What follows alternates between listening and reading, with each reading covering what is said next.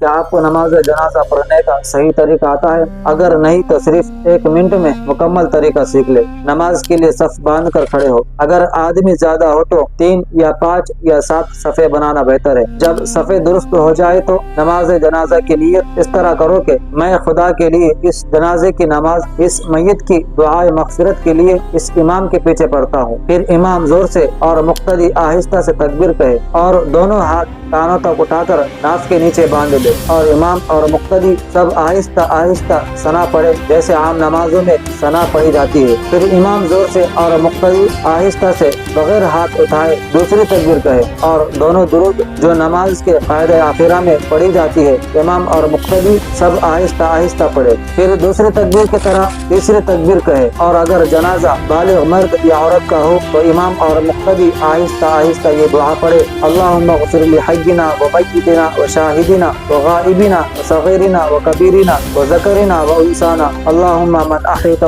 منا فاحیہ علی الاسلام ومن توفیتہ منا فتوفہ علی الایمان۔ اگر جنازہ نابالغ لڑکے کا ہو تو یہ دعا پڑھے: اللہم اجعلہ لنا فرطا واجعلہ لنا اجرا وذخرا واجعلہ لنا شافعا ومشفعا۔ اور اگر جنازہ نابالغہ لڑکی کا ہو تو یہ دعا پڑھے: اللہم اجعلہ لنا فرطا واجعلہ لنا اجرا وذخرا واجعلہ لنا شافعا ومشفعا۔ اس کے بعد امام زور سے اور مقتدی آہستہ سے چوتھی تکبیر کہہ کر دونوں طرف سلام پھیر دے۔ اگر آپ کا کوئی سوال ہو تو کمنٹ میں ضرور پوچھے، میں انشاءاللہ خود آپ کو جواب دوں گا۔ اگر ویڈیو پسند آئی تو لائک کرے، شیئر کرے تاکہ دوسروں کو بھی فائدہ ہو۔